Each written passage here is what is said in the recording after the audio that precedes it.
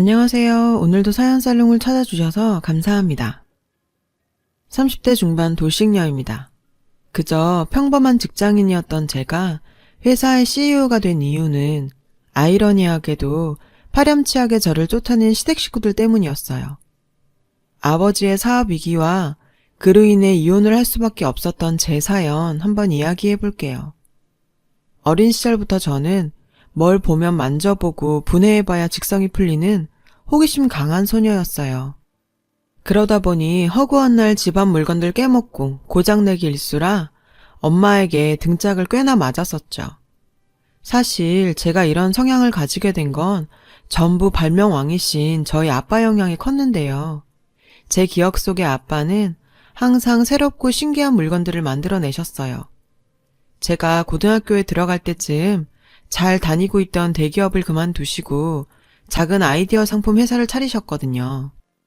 사업 초기에는 경제적으로 조금 힘들긴 했지만 회사 다닐 때와 다르게 아빠는 항상 웃는 표정이셨죠. 그런 모습이 정말 보기 좋았는데요. 아빠도 좋아하는 일을 하다 보니 밤새는 줄도 모르고 개발에 매진하셨어요. 회사 설립 3년 만에 연매출 10억을 낼 만큼 건실한 회사가 되었어요. 회사가 자리 잡고 경제 사정이 조금 나아지자 아빠는 저를 부르셔서 제 진로에 대해 이야기하게 되었습니다. 미나야, 나는 네가 좀 더 큰 물에 가서 세상을 넓게 보는 아이로 컸으면 좋겠구나. 아빠는 저에게 학교 공부하라는 소리는 한 번도 하신 적 없었어요. 하지만 제가 살아갈 시대는 글로벌 시대라며 외국어 공부의 필요성을 어릴 때부터 말씀하셨었죠. 특히 중국이 강대국으로 떠오를 거라며 중국어를 배울 것을 강조하셨던 덕에 중국어 하나만큼은 자신 있었던 저는 대학을 중국어로 가게 되었어요. 중국에서의 다양한 경험은 제 인생에 정말 큰 자산이 되었습니다. 4년간의 유학 생활을 마치고 돌아온 저는 무역회사에 입사하게 되었어요. 당시 중국과의 무역이 활발해지던 때라 제 중국어 능력은 회사에서 꼭 필요한 부분이 되었어요.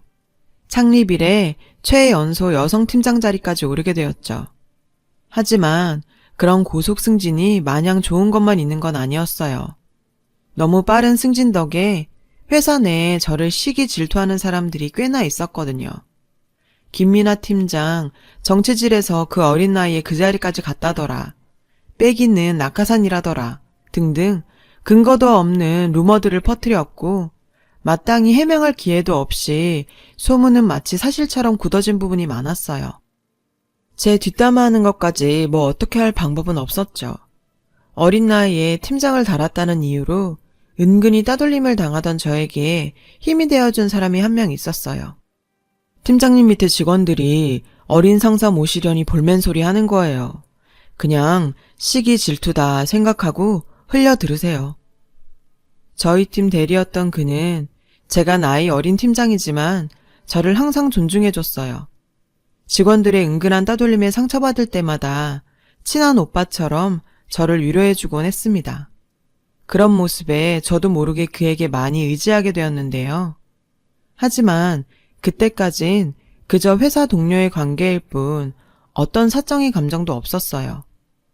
회사에서 마련한 워크숍에서 저희 관계는 이전과는 조금 달라지게 되었어요. 워크숍 후 숙소에서 바베큐 파티를 하기 위해 마트를 가다 지갑을 놔두고 온 걸 알고 숙소로 다시 들어가는 순간 팀원들의 대화를 듣게 되었습니다. 진짜 꼴의 팀장이라고. 나이도 어린 게 팀장님 해주니까 진짜 지가 잘나서 그런 줄 아는가 봐. 낙하산 주제에. 팀장 승진 밀린 뒤로 저에게 악담만 해대던 권 과장님께서는 제 뒷담을 신나게 하고 있었죠. 다른 팀원들도 하하호호 하면서 조롱에 동참하고 있었어요. 평소 제가 뒷담화의 대상이라는 건 알고 있었지만 이렇게 직접 들으니 손발이 부들부들 떨릴 정도였죠. 쏟아지는 눈물을 꾹 참으며 지갑을 가지러 들어가려는 순간 누군가 소리를 버럭 질렀는데요. 사람 없는 데서 이렇게 뒷담화하는 거 부끄럽지 않으세요? 솔직히 말해서 김 팀장님이 능력 있고 일 열심히 하는 건 사실이잖아요. 그러니까 회사에서도 입사도 훨씬 빠른 권 과장님 제끼고 팀장으로 뽑으신 거고요. 제 말이 틀려요? 권가쟁에게 팩트 폭격을 날리고 나오던 그는 얼빠진 채 문 앞에 서 있던 저를 보더니 한마디 하더라고요. 들었어요? 저런 비겁한 인간들이 하는 이야기들 그냥 무시하세요. 저를 위해 저렇게 싸워주는 남자라면 평생 믿고 살아도 되겠다는 생각이 들었어요. 그날 이후 저의 적극적인 구애로 저희는 연인관계가 되었습니다. 그렇게 6개월간의 짧은 연애를 하고 저희는 결혼하게 되었죠. 사실 결혼하기 전에 1년은 만나봐야 하지 않냐는 주변의 만류에도 불구하고 빠르게 결혼을 선택한 데는 시어머니의 영향이 컸어요. 시어머니께서는 평소 사업하는 집안과 사돈 맺는 게 소원이었다면서 상견례도 하기 전부터 저희 집에 과일 바구니를 들고 찾아오셨는데요. 어머, 사돈, 선남선녀가 만난다는데 더 미뤄서 뭐 하겠어요? 빨리 결혼시키는 게 어떠세요? 너무 적극적인 시어머니의 행동에 저희 부모님은 당황하긴 했지만 시어머니의 모습을 보니 딸이 시집살이는 안 하겠다 싶어서 결혼을 허락하시게 되었습니다. 시어머니의 친구분들 중에 사업하시는 분들이 많다 보니 늘 사업하는 집안을 부러워했다고 하더라고요. 그 때문인지 결혼 후 저희 집안 사업은 시어머니의 자랑거리가 되었죠. 동소엄마, 며느리 집 사업한다면서? 그래, 우리 사돈도 사업하셔. 우리 며느리 외동딸인데 나중에 회사 물려받지 않겠니? 친구들과 모임에서도 여지없이 저희 집안 이야기로 친구들의 부러움을 받는데 한껏 신나하셨어요. 늘 친구들 모임하면 저를 불러서 자랑하시곤 하셨죠. 가끔은 제가 민망해질 정도로 아빠나 저를 추켜 세우셔서 난감할 때도 있었지만요. 하지만 이런 행복도 그리 길게 가지는 못했어요.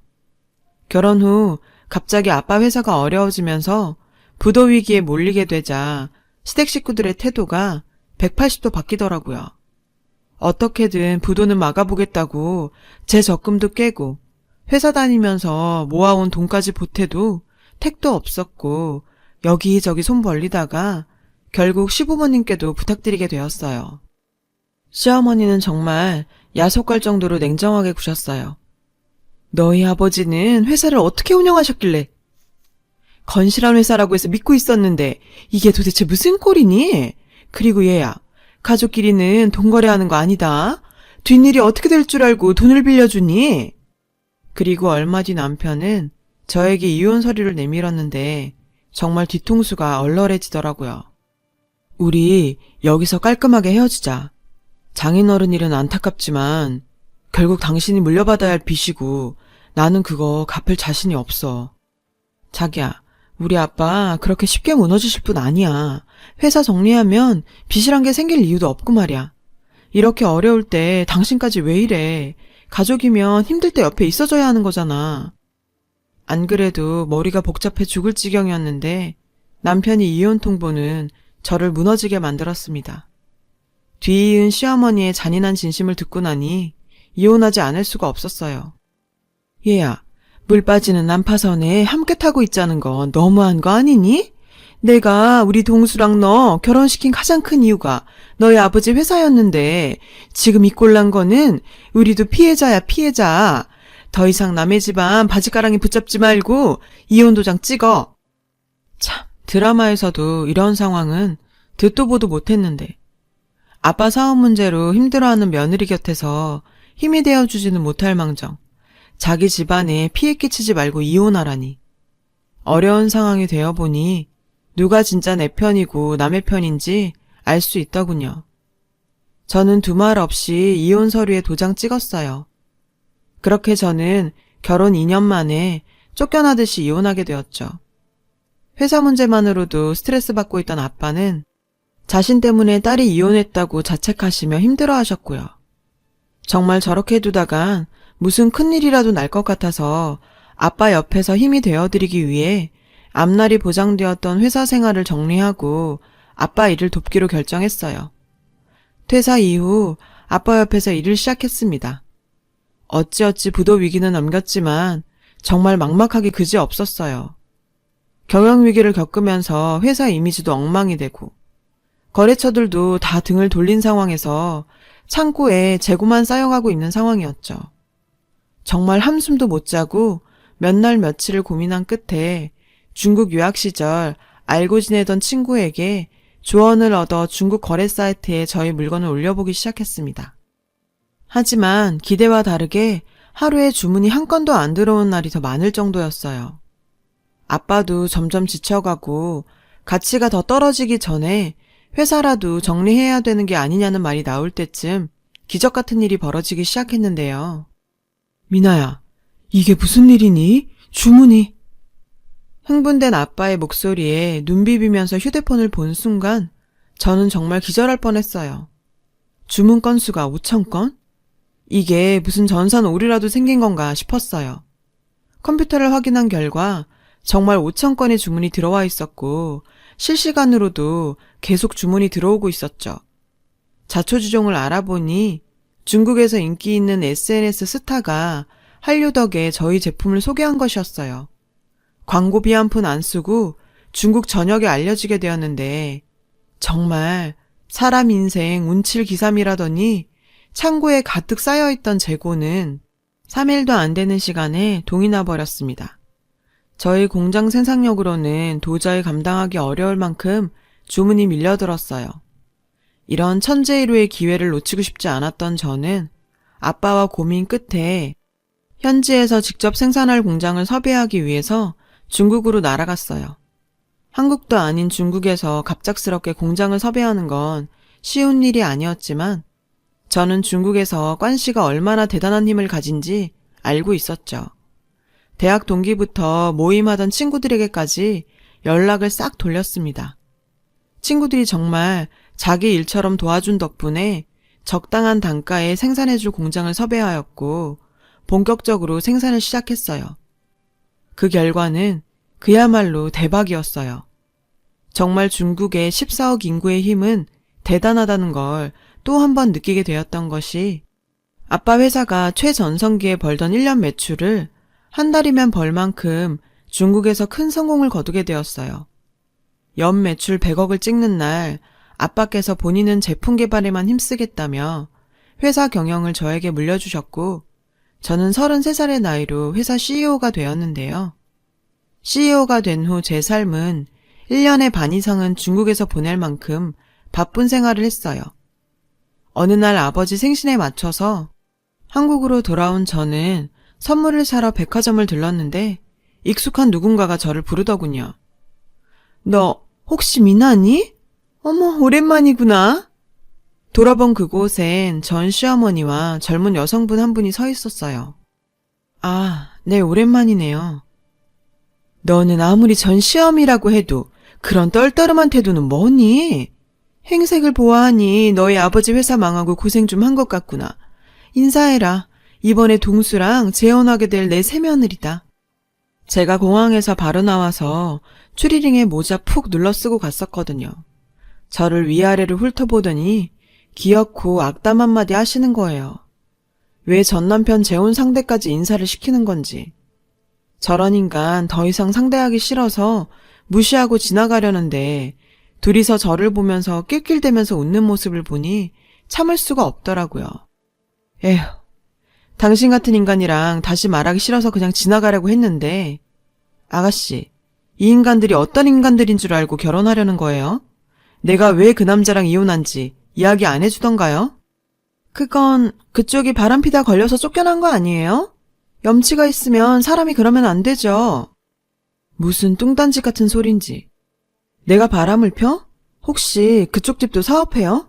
이 아주머니 사업하는 집안 엄청 좋아하는데 우리 아빠가 자수성가해서 존경스럽니 뭐니 하더니 회사 조금 어려워지니까 바로 피해주지 말고 이혼하라던데요. 그래서 이혼했어요. 제가 염치 없을 일 있나요? 제 이야기를 듣더니 그 아가씨의 얼굴은 당황한 듯 울그락불그락 했어요. 전 시어머니 역시 당황한 듯 자리를 뜨려고 하더라고요. 너 지금 무슨 소리 하는 거니? 지금 너희 회사 망했다고 우리 아들한테 누명 씌우는 거니? 얘야, 가자. 잠깐만요. 어딜 가시게요? 제 이야기 아직 안 끝났어요. 사람 불러 세웠으면 그 사람 얘기도 들어야죠. 나 당신한테 고마운 거 있어요. 당신들 덕에 제가 이렇게 살고 있으니까요. 여기요. 제 명함이에요. 대표 이사직이 박힌 제 명함을 건네자 놀란 토끼눈이 되더니 말까지 더듬거렸는데요. 대표이사? 네가 어떻게 해? 너희 회사 망한 거 아니었니? 내가 분명 확인했을 땐 회사 이름도 없어졌던데? 당신 아들이 얘기 안 하던가요? 저 아버지 회사 물려받아서 이름도 바꾸고 중국으로 진출해서 사업 잘하고 있네요.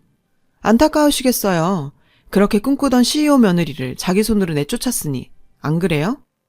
손까지 부들대면서 서 있는 그 여자의 모습을 보고 있으니 정말 속이 후련해지더라고요. 그리고 당신 아들 나한테 전화 좀 그만하라고 해요.